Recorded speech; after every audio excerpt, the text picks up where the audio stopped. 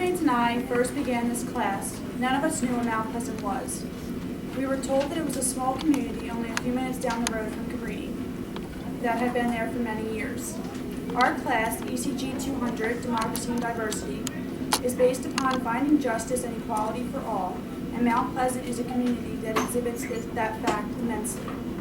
Mount Pleasant is a community located in Wayne, Pennsylvania, that is mostly comprised of working-class African Americans. For years, this community was a place where middle-class citizens could afford to live on the main line. Today, with the influx of college students in the Radnor area, Mount Pleasant is changing from a very family-oriented community to one that is becoming overrun with young people. Many residents are upset with this fact because the college students are causing the community to become unsafe for their children and grandchildren, and because it is no longer the sleepy little town that many grew up to love. During the semester, we have been learning about Mount Pleasant through speaking to former and current residents of the community. In groups of 2, we each received a member of the community to interview and discuss their feelings of what Mount Pleasant was and what it has become. We also discussed how the arrival of the college students has changed the foundation of what Mount Pleasant community was built on. Each interview was recorded so we can preserve each personal account of what it was like to live in Mount Pleasant. We are now going to read excerpts from the interviews that we have conducted, but this is only some of what the residents had to say. As Cabrini College students, we have given voices to Mount Pleasant residents that may not have otherwise been able to share their experiences and memories living in the Mount Pleasant community.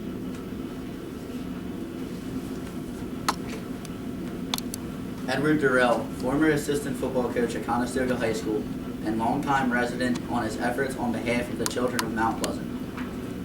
Maisie B. Hall was running the recreation center and had it open once or twice a week until she got too old. Kids would play and hang out in the streets and on the corners and had nothing to do and would cause mischief. I reopened the rec center and fixed it up and told the kids it was your center too. Don't go breaking in and stealing stuff. I ran the ball team so there was something for them to do. I also ran the entertainment, like DJs. When I was young, I liked dancing, and I met bands. I would get them to come and play every Friday and Saturday. It was the best rec center in the area, and there was something for everyone. Kids who didn't know how to read or write, we had tutors come in every Saturday. We helped a lot of kids get off the street, and the rec center was well kept. It was a big brick building, and when I got there, I would do the floors and seal them. I worked at Sears and I got discounts, and I put a pool table in and an indoor basketball so guys could play basketball. And for the older people, they liked shuffleboard and checkers. We had stuff for everybody. Estelle Weeks, a native of Bryn Mawr who moved to Mount Pleasant and raised her children there from the college student influx. The college kids have not been too much of a problem. I think a couple times Barbara Bird had a parking problem in front of her mailbox, or this, that, and the other, but I myself haven't had any problems at all. They seem to be quiet and mannerly, and it's just the case of, I think in terms of, it was an older neighborhood and whatever. And when someone is buying up all these homes and putting college kids in it, it is depriving someone else that might need a house. And I think some of the houses on the street are more affordable than some of the higher priced houses. It just pushes them out of the market. At one point, it was a case of the college kids living up the top of the street on the Tredyffrin side. My house started from the first Upper Marion side, and the college kids were all up at the top of the street. But now they're starting. Houses are coming for sale, started at the bottom, so that creates more traffic. It's one way in and one way out. Deacon Charles Carter, First Baptist Church deacon and longtime resident on race. I was an athlete, and being an athlete, I knew there was racism and it was subtle. When I was your age, I would fight at the drop of a hat if you pushed me. You know? And if you played the race card with me, there's trouble. Like I said, I didn't grow up in a household pushing racism. I wasn't pushing it, and I wasn't going to let you push it on me. So if you played the race card with me, that meant you didn't like me and you wanted to fight. And if you wanted to fight, that's what you got. You know, racism still exists. It still exists, and I believe the reason it still exists is because of fear. We're afraid of the unknown. Fear drives you in so many directions. Instead of facing our fears, we act out. I believe once you go out seeking the truth, then you won't always be up in arms. It was the truth to the person who was telling you, but you took the courage and stepped out and found out the truth for yourself. Jennifer Smith, daughter of Barbara Bird, who grew up in Mount Pleasant and who now lives there with her husband and 3 children, on race. I'd be lying if I said I'd have no racial conflicts. I'm just not coming up with an example. Some have been very blatant and some not so blatant. But just like you can kind of feel like someone likes you or doesn't like you, you can kind of tell if they're kind of discriminating against you. Then some people would just say things that are funny just to them. They think they are funny. You know, not a bad thing to say, but it could be. So, yes, absolutely. Mr. Paul Banks, older resident who grew up in Mount Pleasant, on the importance of education. I think education played a major role in at least me and my brother's lives. Going to Conestoga, going to a good school system. Once I got out in the world, I felt like I could hold my own, and my brothers did quite well too. So education played a role in our lives, but also the willingness and being able to work with people made a major difference. I mean, it just helped us to get along and do well, just by living where we lived. I mean, the main line was good for us that way. Without education and without jobs, people are not going to be happy. It's tough when you don't have a job, and it puts a lot of pressure on the young kids. I know how they feel. The main thing is education. Because without the education and a good attitude, if you don't have the right kind of attitude, nobody wants to be bothered with you anyway. So I think having a good attitude and getting a good education is what I would advise young people today. And I would also try to take care of your health when you're young, because it'll pay back, you know? If you don't take care of yourself, it's just going to cause problems later in life. Vivian Butler, longtime resident of Mount Pleasant on the community. Our life here after moving up from Florida, I thought was pretty good. I didn't have any problems. My favorite memories were meeting people, especially after I first moved here. Just getting to know everybody in the neighborhood and getting acquainted with the church. Once I started coming to First Baptist Church, I didn't go out to other churches. I just fell in love with the whole community here. The people around here are great to me. Barbara Bird and I used to live on the street about 4 or 5 houses away from each other. It was very close-knit. Vivian Butler again. I never experienced any prejudice, which I guess is kind of odd. My father had a contagious personality, and most of the people, wherever he went, knew him. So you didn't have that, I don't want you in here kind of feeling. I only had one experience that was bad, and it happened while I was married. I was on my way to work, and I was blocking this man, who I didn't know I was blocking. He was trying to come out of a driveway, and I was crossing the bridge in Conshohocken. He yelled out this nasty N-word, and it just shocked me. I was like, is he talking to me? Mrs. Ann Thompson, age 90, is a relative of the Bird family, now living with her niece in Mount Pleasant on discrimination. I was born in a little town, and everyone said it was never on the map, called Gordonville, Virginia. I always just tell people it was near Charlottesville. People know Charlottesville. We weren't allowed to go to the white school. They had a beautiful school, and we only had a little one-room school for us. I went to live with my father's sister so I could finish school because I was determined to finish. The little one-room school only went to 9th grade. We weren't allowed to go to the beautiful high school. They didn't even want us to pass by. Later, I enrolled in Westchester. It wasn't a university then. I rented a room from a lady because blacks weren't allowed to live on campus there. Growing up, there was a gas station on the other end. They sold ice cream, and I went there one day with my sisters. I bought an ice cream cone, and the salesperson said, "You can't sit on the stool." In later years, I remember feeling so bad about that, but then that's the way we lived. So if you read about those things in a book, they are true. Paul Banks on marriage. My favorite part about being married is after being married for a long time, you almost have somebody who can read your mind.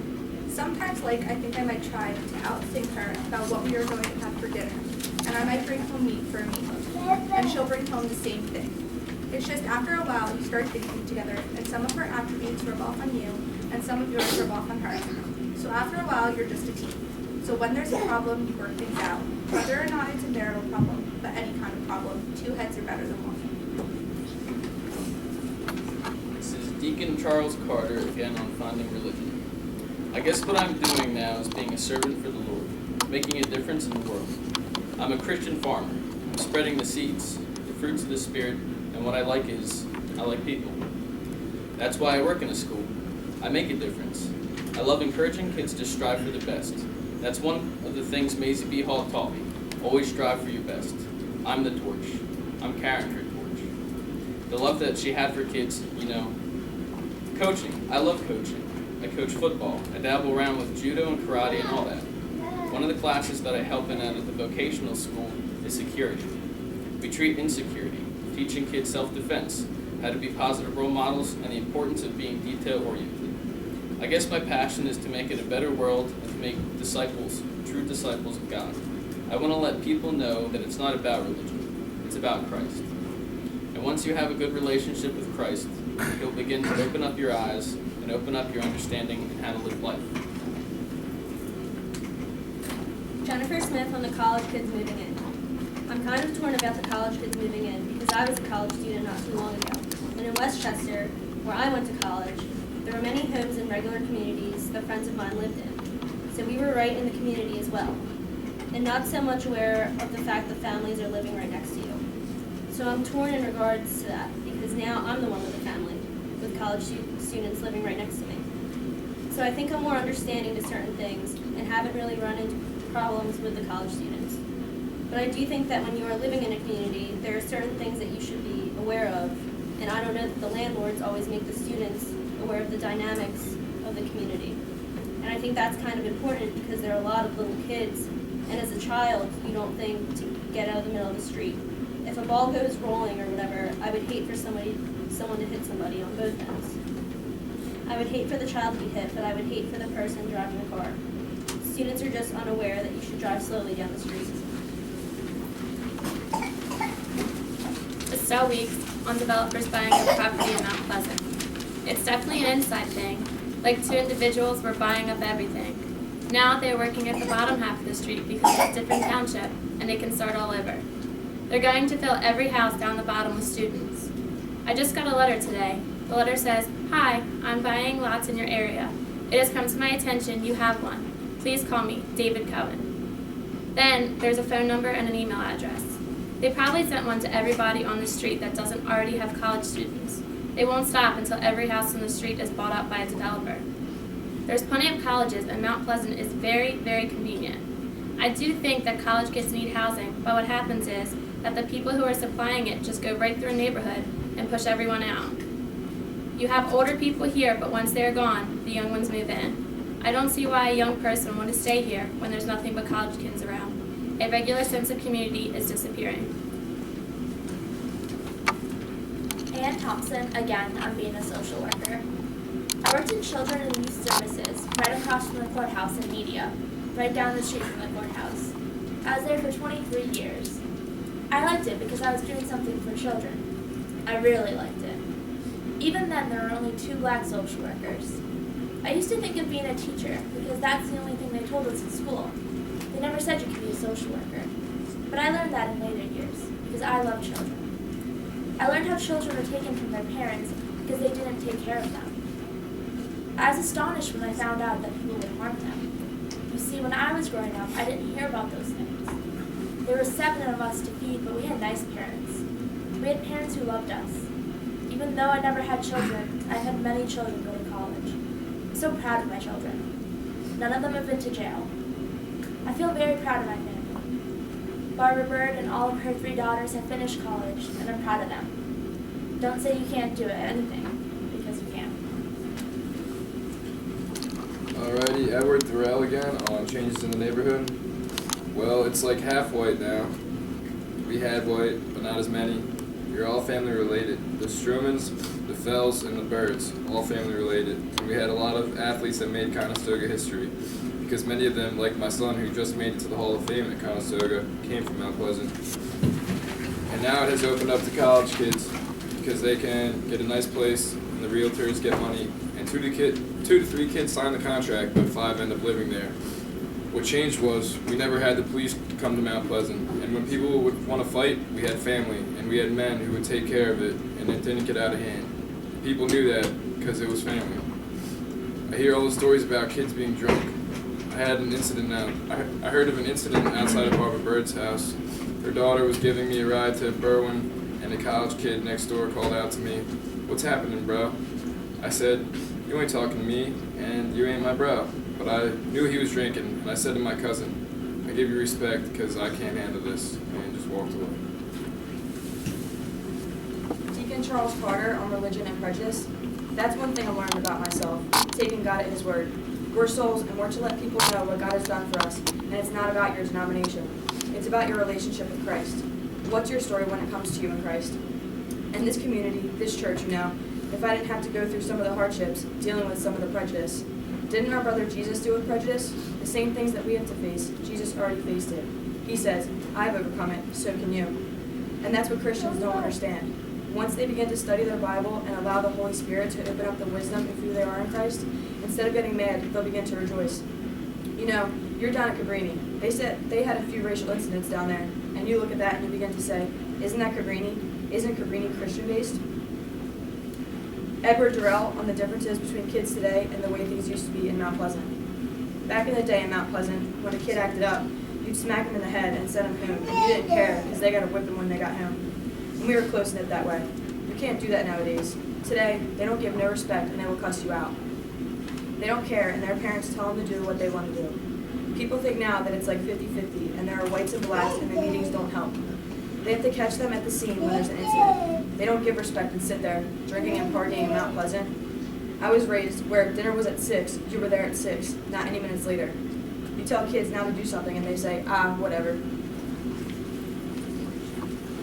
Paul Banks on changes in Mount Pleasant. Basically, if you are in older community, if you go to bed 10 or 11, you expect it to be quiet, and you don't expect to hear a lot of rowdiness. Back when I grew up, you didn't hear that in my time. But yes, I heard about it, college students. A lot of ruckus. But that's how Mount Pleasant has changed. When we grew up, it was families and kids, and that's what happened. You can get into a low-income community, and you do those kinds of things and get away with it. But if you're in a higher-end community, people are going to put up a fight, and they're going to do their best to keep you out. Ann Thompson, I'm turning 90. Last year, my nieces gave me a 90th birthday party. They told me I could have 50 guests. I was naming more. They said I could have 75, and I was naming more. Finally, they said I could have 100.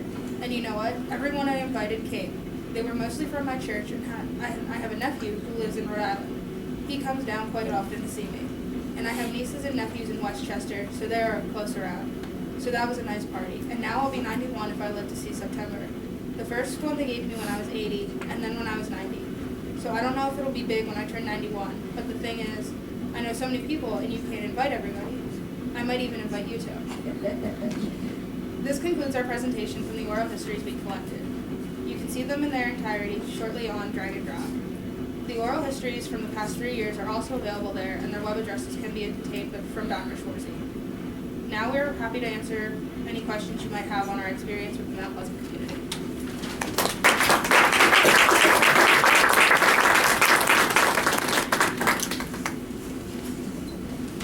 Well, I'd like to make a comment, if I could.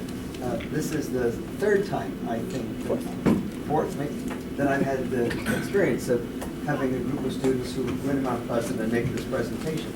And what strikes me about it every time is the skill in which you put this mosaic together.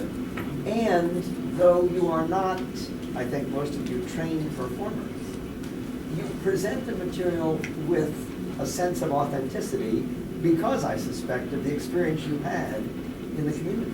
So I want to salute you for doing this and showing us because it's a really important and I think kind of beautiful moment. And I hope the experience has been as good for you as it has been for me.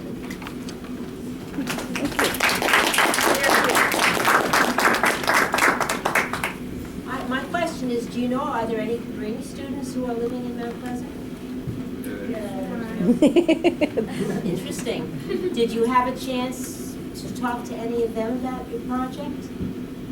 No, but I know like there's like girls who were. Didn't you say you had students who were in your class last year who were? In the past, yeah. But no, I personally. It might be interesting to get their perspective. How many of you have been to parties in Mount Pleasant? Right. What is the size of the community in terms of numbers of residents?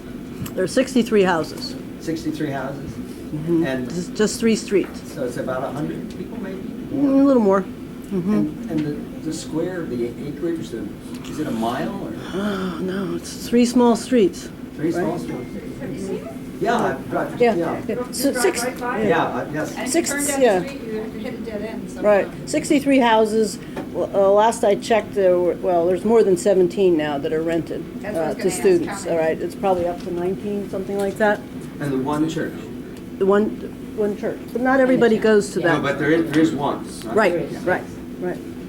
And the developer owns those 17? It's the same developer? No. Or it's all different people, different owners? Different. Would members of the community also own the homes that are being rented out? Not at all. So it's always people outside that are making the money? When somebody wants to sell their home, for whatever reason, is there any kind of plan or stipulation that they can make that would prevent it from being rented to students, or would that be a form of discrimination? I would say that would be. There's actually an ordinance that Yeah. says two Against the student ordinance. houses can't be too close together. But there's no enforcement process for that ordinance. There's a home available now, for example, that was actually listed on Craigslist first. So that's open to anyone. And now there's a realtor's name and number there. The people that have been looking at it appear to be landlord-like, the type that would come in and renovate and then sell it, or rent it out rather. But there's no way that you can actually control that other than obeying the ordinance, which is not, like Dr. Swarzy said, not too close, within proximity and each other and that type of thing. Sometimes in communities, there are ordinances that say only a certain number of unrelated people can live in one house. Well, that's exactly what it says, no more than 3 unrelated people. However, on the one corner, it's actually, it's grandfathered in. A lot of those locations, a lot of those houses were actually grandfathered in before the ordinance. So that actually has 5 apartments. Within each apartment, you're allowed to have 3 unrelated. Now, granted, it's the size of this room, but technically you could do that. I'd like to make a comment while we're on the subject. I just think you guys did an excellent job. I know it's not easy going out and talking to complete strangers, regardless of their ethnicity. I'm sure it's very difficult, and I think you guys had the ones I was talking to anyhow, had an aha moment when you sat down and actually started talking to the people and realized, hey, they're not so bad. This is, interesting and everything. So I think this is something that you'll take with you the rest of your life. You want to get to know people. I do appreciate you taking the time. The 2 that came to see my auntie was no easy task. She talks and talks and talks and talks, and she does have some horrific stories about when she lived down south, but I think she kind of stayed away from that and just told you basically, she made it, and she's so proud of the fact. And that's what happens a lot of times. People will remember how they were mistreated, but they also will remember in America you do get a chance, and so you do get a chance to start over and to be a social worker, even if you're only one of many. Like I told you, my story is being the only black underwriter in my particular company. And I had more credentials than a lot of the people, but still my job was terminated. So you do rise above those things, and when you get to talk to people, no matter where you go in life, learn to look at them as if they're not black, they're not white, they're not any other race than, hey, let's get to know that person because they've had experiences, I've had experiences, and you can draw off of each other. You can learn from each other, and that's a good thing. That's a good thing about the melting pot of America.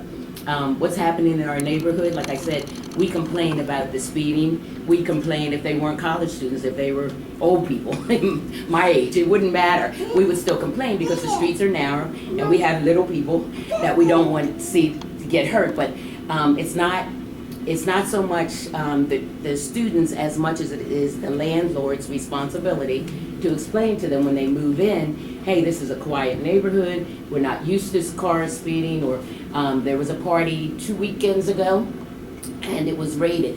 It started at 3 in the afternoon. The college students that were in that home couldn't have been nicer. They came over, they told a couple of the neighbors, hey, look, we're gonna have a party, here's our cell phone numbers, if there's any issues, please let us know.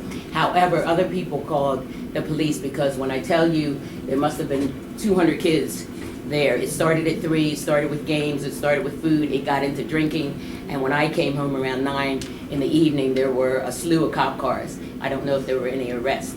Well, that would happen whether you were on, right outside the college campus or in your own neighborhood. So it's not that we're against college students, we're against the fact that they may not have been warned about this is the way you act in school, in somebody else's neighborhood. And just so you know, I act as the insurance consultant for my church.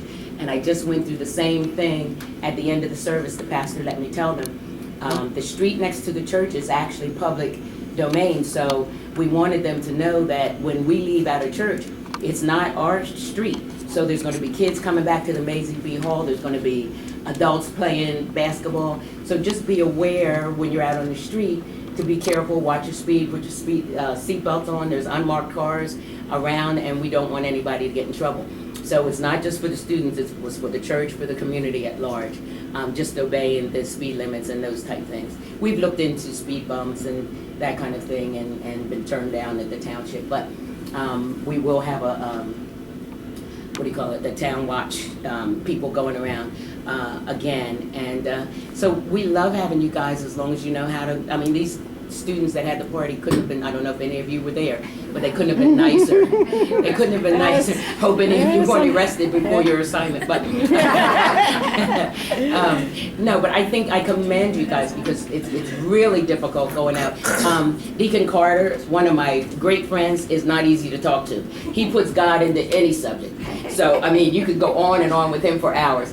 Edward Durrell, another good friend, kind of related to the Birds, but he's another one that goes on and on about his football career. He can get off on a tangent. He doesn't live in Mount Pleasant. So, and I apologize to those of you that had a couple bumps in the road. There were people that backed out, and I was glad that we could get somebody to step in. That was not your fault. So I hope Dr. Swarzy's listening and will take that into consideration because, I try to find people that are willing. They told me face to face they were willing, and then you guys all went down to Temple and it didn't happen. So again, I commend you. Thank you so much.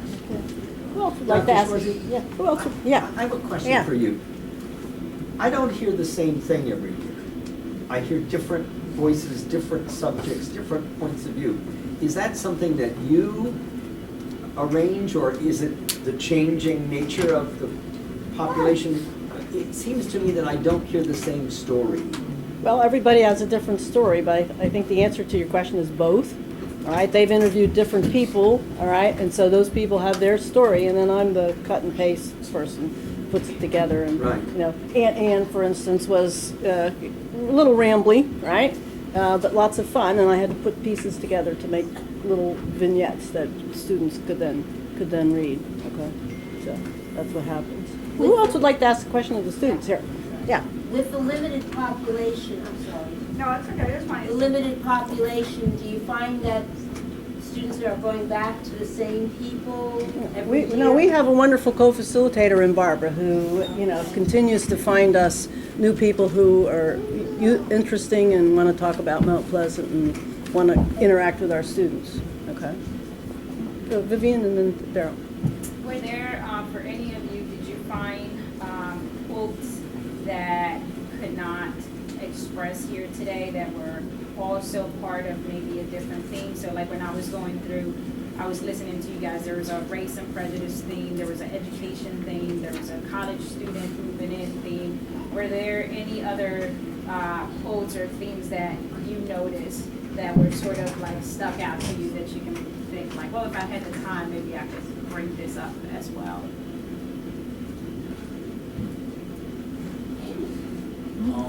Well, I know one thing.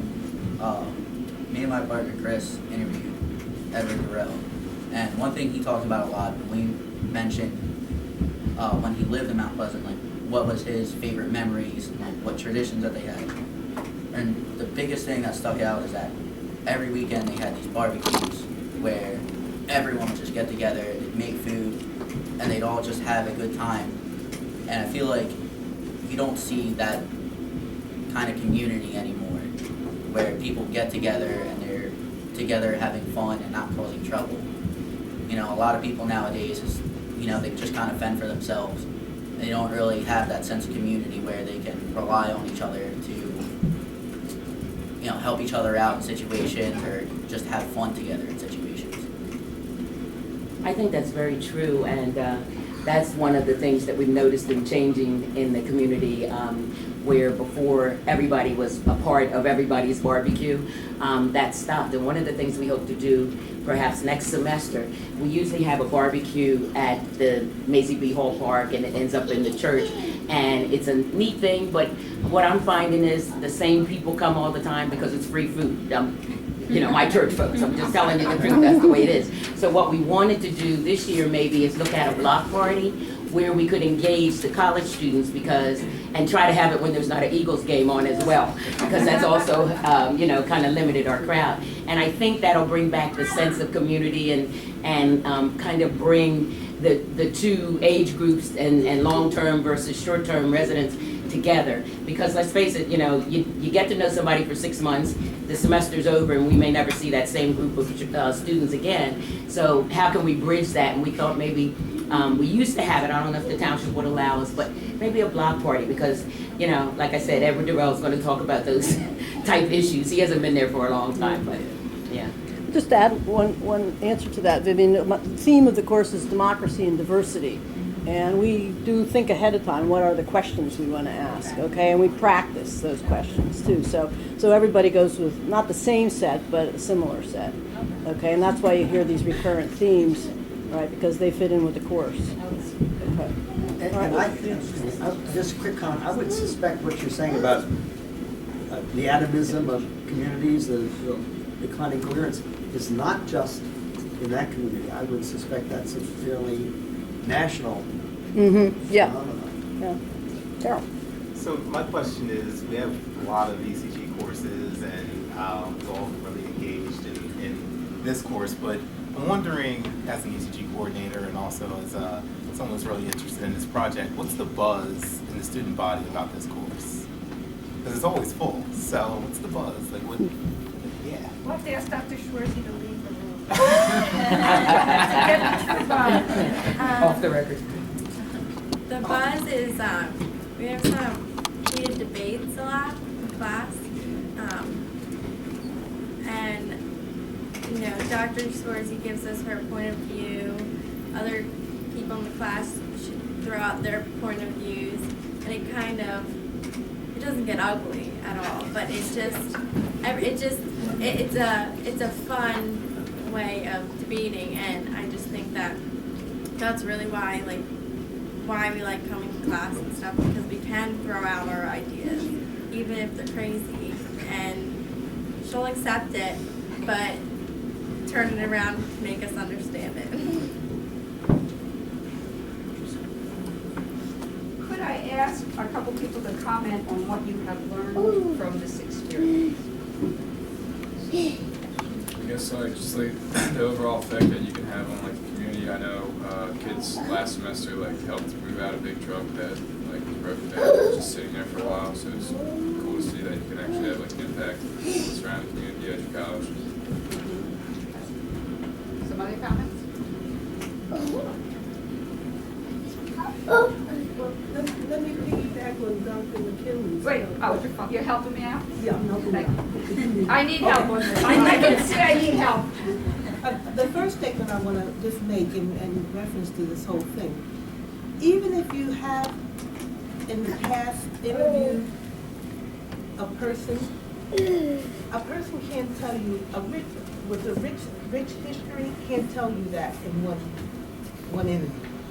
So even when you do interview a person that has been interviewed before, they can tell you another phase of their experience. And that's what makes it rich in reference to that individual. But to piggyback on Dr. McKinley's question, I just want to hear from each one of you, one word, one adjective, when you hear the community. Say, what was that? Mount Pleasant community. One word. Let's go over here. See, she's tougher than I am. It's the education and their I was department. giving you a choice. Give them a minute to think, and then let's start. You mean like now or like in the Now- past? no, no. Now? Now. You had not done a presentation, you had the experience, somebody said you one word. One word on your experience with Mount Pleasant. What do you think about, what comes to mind when you think about Mount Pleasant? Different? Okay. Somebody said different? Okay, Different? let's hear it. Okay. I can Okay, hear you in the Lauren? hallway talking to each other, so I know I can hear you in class. All right, Lauren, what's the word? Family. Family? Good. See, they're getting it, we're going to be moving on a little bit. Okay. Did you hear welcoming? Welcome, okay.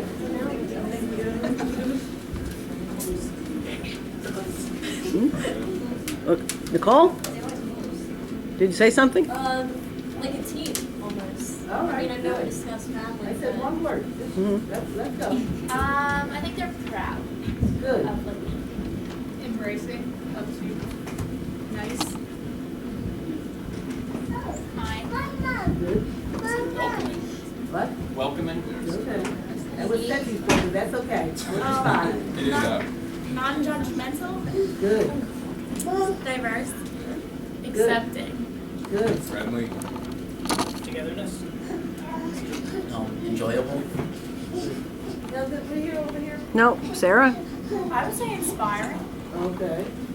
The person next to you? Ashley? I said What'd you say? unique. Unique. Okay, all right. And I'm satisfied. Okay. What we have never really compared our neighborhood to others. How does that compare? What makes us unique, as was just said? Other than the things that we've talked about, I'm wondering, I know sitting at those township meetings, I could tell that this type of thing would never happen in their neighborhood. So I'm wondering what makes us different. I mean, I know landlords take advantage sometimes, which is the whole gentrification process that we've talked about, but what makes us vulnerable, I guess, is the question. Yes. Well, I'm on the part where what makes your community different would be that you actually really care about what's happening to your community. You're not just brushing it off, you're going to actually do something about it. And even us talking about it in this room, we're moving on the message so that other people will know. So I think that we really care. Thank you. Good answer. Good. Okay, Krista?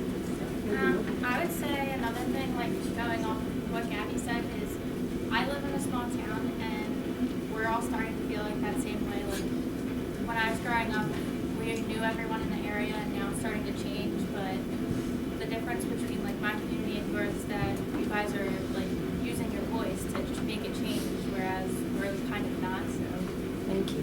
Yes, that Maybe makes you'll a take that difference. back to your community. Thank you. Anybody else want to add to that? Okay. Up here? Building off of both of them. I Speak know, up. like, they don't just care about like the community, they care about like their neighbors and people who live in the community, which you don't really see around in this area. People usually like stay at home, don't even know their neighbors, and it's different in Mount Pleasant. Thank Nicole? I know when Lauren and I visited with Vivian Butler, she was telling us it was interesting because she said that she hadn't been in Mount Pleasant for a very long time. She grew up in Florida, and we asked her to tell her like how it was different aside from like things like just simply the weather, things like that. But she was saying, Mount Pleasant was such, and especially specifically the church, was such a welcoming, warming community where you don't immediately get that feeling as soon as you walk into just any town. And she said when she came in there, like everybody knew her father. I mean, all her years of growing up, she had one experience of, of prejudice action. And I think that really speaks a lot for the community itself, too. Thank you. Anybody else want to ask a question? Any other thoughts? No? Gang, you did a good job. All right.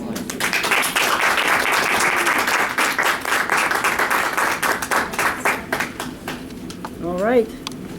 You can relax.